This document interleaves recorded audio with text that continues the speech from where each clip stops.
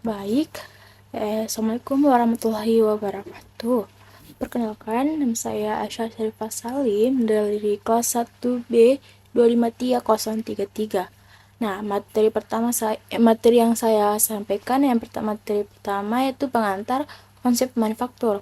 Nah, apa sih itu manufaktur? Nah, manufaktur itu adalah proses mengubah bahan mentah menjadi bahan jadi atau setengah jadi dengan mengubah bentuk, sifat, atau tampilan agar memiliki nilai tambah.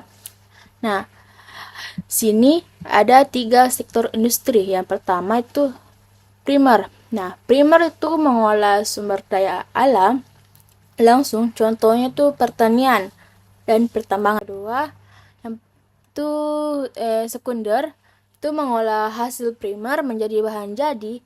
Ini adalah sebuah proses manufakturnya sendiri. Nah, kalau yang ketiga itu tersier atau sektor jasa, atau contohnya itu seperti perbankan, perdagangan. Nah, terus proses ini ada menjadi dua. Yang pertama itu operasi. Pemproses itu mengubah bahan. Nah, solidification atau disebut dengan pencairan, bahan dipanaskan sampai cair, lalu dicetak, contohnya casting. Nah, kalau parculets, bahan berbentuk serbuk, lalu dicetak dan dipanaskan, atau sering disebut dengan desintering. Nah, kalau deformation itu sering disebut pembentukan, itu bahan padat dibentuk dengan gaya tekan atau tarik, contohnya itu tempah, gulung, atau ekstrusi. Nah, kalau material removal itu pemotongan. Nah, itu mengurangi bagian bahan agar sesuai dengan bentuk, contohnya itu bubut atau fries. Nah, kalau property annotation atau adaptation itu meningkatkan kualitas bahan tanpa ubah bentuk. Contohnya itu perlakuan panas atau heat treatment. Nah, yang terakhir itu ada surface procession. Nah, itu perawatan permukaan atau membersihkan pelapis atau cat atau plating. Nah, yang kedua itu operasi perangkitan atau sering disebut menggabungkan. Nah, ada dua itu. Yang pertama itu sambungan tetap. Sambungan tetap itu contoh macam tidak bisa dibuka tanpa merusaknya. Contohnya itu kayak las, lorse, atau lem. Nah, kalau yang kedua itu ada sambungan tidak tetap. Nah, kalau sambungan tidak tetap itu bisa dibuka dan dipasang kembali. Contohnya itu baut, mur, atau pasak. Baik, di sini materi keduanya itu ada mesin bubut. Nah, pengertian dari mesin bubut itu proses atau penyatatan benda logam menggunakan alat potong pada mesin bubut. Nah, prinsip kerjanya itu benda kerja yang berputar pada porosnya, sedangkan pahat bergerak memanjat atau melintang untuk melakukan pemotongan. Nah, jenisnya itu kayak mesin bubut horizontal dan vertikal.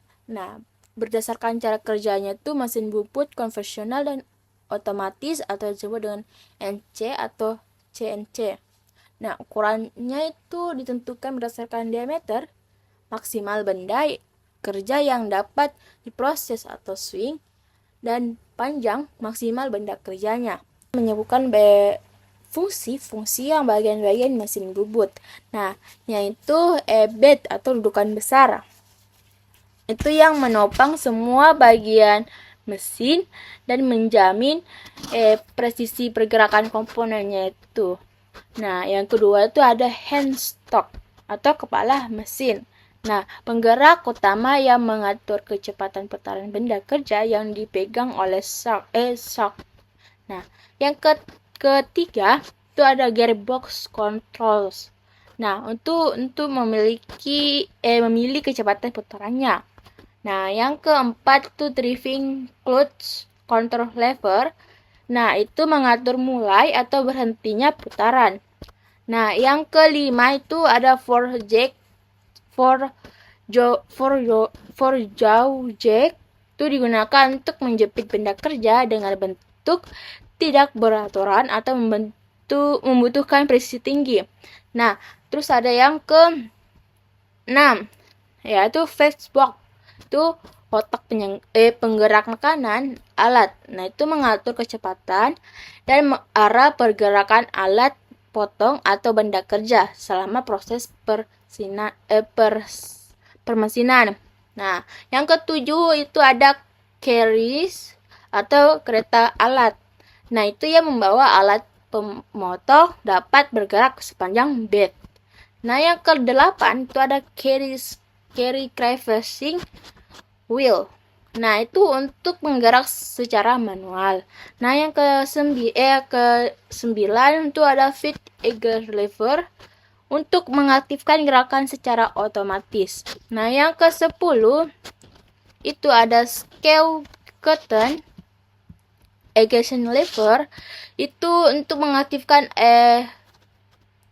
lever untuk tuas kontrol untuk menghubungkan atau memisahkan pemotong ulir lead skid rod. Nah, itu.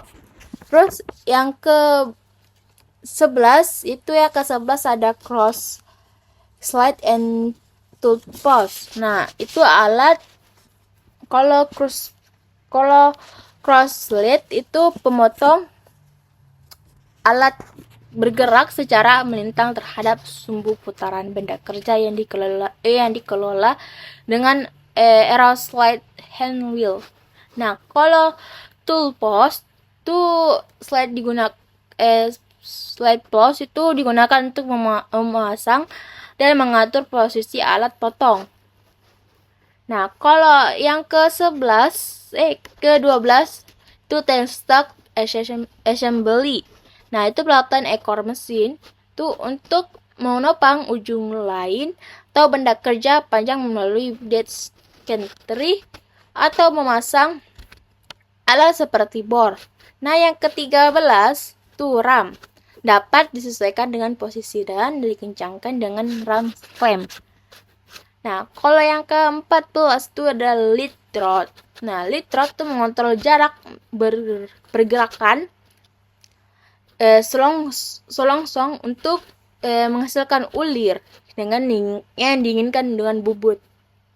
Nah, kalau yang ke 15 itu feed rod itu untuk menggerakkan makanan alat pada proses pemotongan permukaan. Nah, yang ke-17 itu ada rack. Itu membantu dalam pergerakan mekanis komponen terkait. Nah, yang terakhir itu ada tray, tempat meletakkan alat kecil atau aksesoris mesin. Sekian materi saya yang keduanya.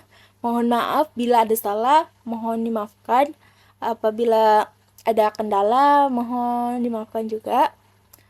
Oke, terima kasih.